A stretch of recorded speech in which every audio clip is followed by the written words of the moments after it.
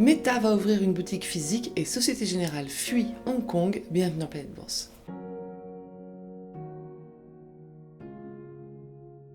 En Europe, Stellantis signe un chiffre d'affaires en hausse de 12% à 41,5 milliards d'euros, meilleur que prévu en dépit d'un repli des expéditions. C'est la hausse des prix et les effets de change favorables qui ont porté ces résultats. BMW dévoile un chiffre d'affaires trimestriel en hausse de 16,3% et un bénéfice trimestriel en forte hausse, stimulé par la réévaluation de sa participation dans sa coentreprise chinoise. Le constructeur maintient ses perspectives pour 2022. Le brasseur Anheuser-Busch InBev dévoile un bénéfice trimestriel meilleur que prévu, en hausse de 7,4% et un chiffre d'affaires en hausse de 11,1%, porté par de forts volumes de ventes et par l'augmentation des prix. Air France-KLM dépasse aussi ses prévisions de bénéfices trimestriels, avec 221 millions d'euros grâce à la reprise des ventes de billets et à la baisse des coûts unitaires. A l'inverse, Lufthansa signe une perte trimestrielle plus importante que prévu, à 591 millions d'euros, alourdie par la hausse des coûts du carburant, mais dans le même temps, le chiffre d'affaires a plus que doublé pour atteindre 5,36 milliards d'euros. Et fort d'une demande croissante, Airbus va augmenter sa production d'avions à fuselage étroit de 50% pour atteindre 65 unités par mois d'ici l'été 2023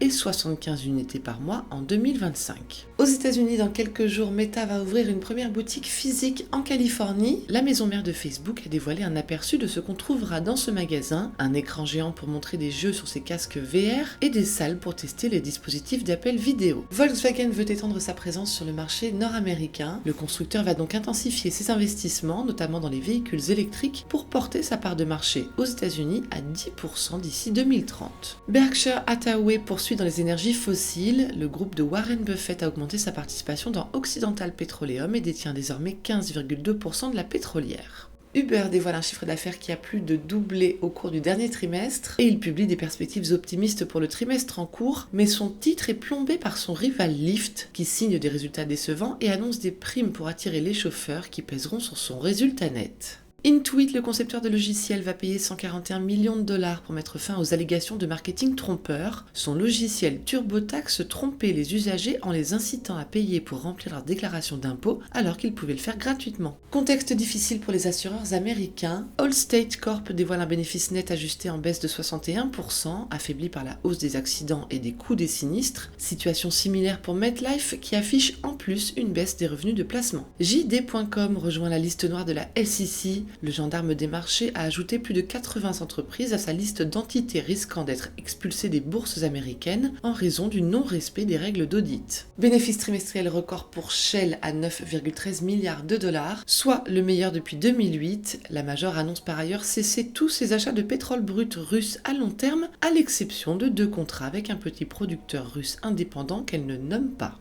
Intercontinental Exchange, la place boursière propriétaire du New York Stock Exchange, poursuit son incursion dans le secteur des technologies hypothécaires en s'emparant de Black Knight pour 13,1 milliards de dollars. Pour rappel, Black Knight fournit des logiciels, des données et des analyses au marché de l'immobilier et des prêts hypothécaires. Le Wall Street Journal livre un papier dithyrambique sur AMD ou Advanced Micro Devices, le fabricant de puces en plein essor qui a vu son chiffre d'affaires trimestriel grimper de 71% pour atteindre près de 6 milliards de dollars et dévoiler des marges d'exploitation record de 35%. Et je vous invite à découvrir dans le Financial Times le portrait de Robert Joseph Scaringe, le PDG de Rivian, que le quotidien qualifie d'anti-Elon Musk, une sorte de Clark Kent romantique. En Australie, Qantas Airways va acheter les 80% qu'elle ne détient pas dans Alliance Aviation Services pour 443 millions de dollars, elle étend ainsi sa présence dans l'affrètement au service de l'industrie minière. Les actions d'Alliance se sont envolées après l'annonce. Et enfin, en Asie, Société Générale a conclu un accord avec le gouvernement de Singapour qui lui a permis de relocaliser une partie de ses banquiers de Hong Kong. La banque française a plaidé une urgence commerciale pour contourner les restrictions Covid imposées à Hong Kong.